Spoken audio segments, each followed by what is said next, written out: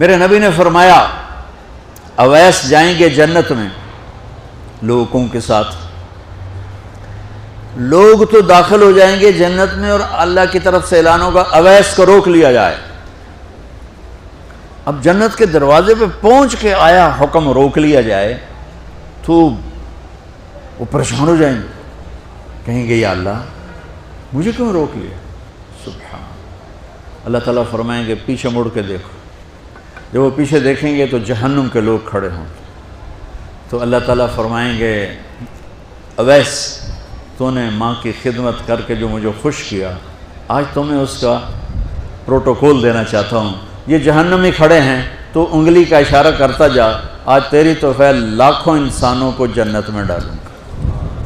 پیچھے عمل کیا ہے؟ جہاد، تبلیغ، تہجد، علم، سجدے، ماں کی خدمت۔ میں گیا ہوں اویس کرنی رحمۃ اللہ علیہ کے گاؤں گیا ہوں، ان کی قوم سے ملا ہوں، قوم کے لوگوں سے ملا ہوں۔ کالے پہاڑوں میں چھوٹا سا، بھی چھوٹا سا گاؤں ہے۔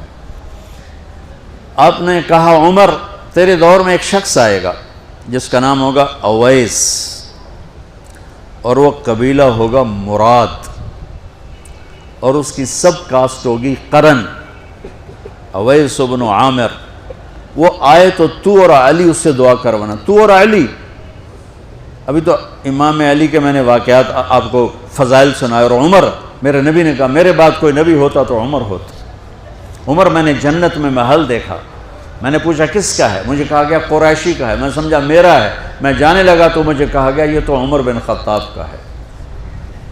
اور ان سے کہہ رہے ہیں اویس سے دو، اللہ کی قسم اویس جیسے کروڑوں قربان ان دونوں ہستیوں کے پسینے کے قطرے پر، لیکن امت کو سبق سکھانے کے لیے یہ سب کچھ کیا کہ آپ کل دیکھ رہے تھے آنے والے کل میں کہ میری امت ماں باپ کو دکھ پہنچائے گی، تو اس کا انتظام کر رہے تھے اس قسم کی نصیحتوں سے۔ حضرت عمر خلیفہ بنے، ہر سال حج کیا، ہر سال اعلان کرے بھائی اویس، بھائی اویس، ملا ہی کوئی نہیں۔ ایک سال آخری جو حج تھے، بالکل آخری نہیں، اس سے کوئی ایک یا دو پہلے، آپ نے سارے حاجی اکٹھے کر لیے اور فرمایا بھائی کھڑے ہو جاؤ، سب کھڑے۔ پھر فرمایا سب بیٹھ جاؤ، صرف یمن والے کھڑے رہو۔ تو چند ہزار یمن والے، اچھا بھائی سارے یمن والے بیٹھ لو، قبیلہ مراد والے کھڑے رہو، تو چند سو رہ گئے۔ کہا اچھا بھائی مراد والے سارے بیٹھ جاؤ، صرف قرن والے کھڑے رہیں، قرنی، تو ایک آدمی باقی بچا، باقی سب بیٹھ گئے۔ تو حضرت عمر نے کہا تو قرنی ہے؟ کہا جی۔ اویس کو جانتے ہو؟ کہا جی میرا سگا بھتیجا ہے، اور وہ تو تھوڑا ہلا ہوا ہے، آپ اس کو کیوں پوچھ رہے ہیں؟ تو حضرت عمر رونے لگے، کہنے لگے ہلا ہوا وہ نہیں، ہلا ہوا تو ہے۔ کدھر ہے؟ کہا جی اونٹ چرانے عرفات کی طرف گیا ہے۔ تو آپ نے حضرت علی کو ساتھ لیا اور دوڑ لگا دی عرفات کی طرف۔ عرفات پہنچے تو ان کو دیکھا ایک درخت کے نیچے نفل پڑھ رہے تھے اور ساتھ اونٹ چر رہے تھے، تو یہ دونوں آ کے بیٹھ گئے۔ تو آپ کو دیکھ کر، آپ دونوں کو دیکھ کر اویس نے نماز مختصر کر دی، سلام پھیرا۔ تو حضرت عمر نے فرمایا کون ہو بھائی؟ کہا جی مزدور ہوں، مزدور ہوں، تعارف نہیں کروایا، مزدور ہوں۔ ارے بھائی تمہارا نام کیا ہے؟ کہا جی اللہ کا بندہ۔ او بھائی ہم سب اللہ کے بندے ہیں، تیری ماں نے تیرا نام کیا رکھا ہے؟ اب وہ تو جانتا نہیں تھا یہ کون ہے، وہ تو پہلی دفعہ حج پہ آئے تھے۔ وہ کہنے لگے بھائی کون لوگ ہو آپ، کیوں میرا انٹرویو کر رہے ہو، کون ہو؟ یہی دے دیں، یہ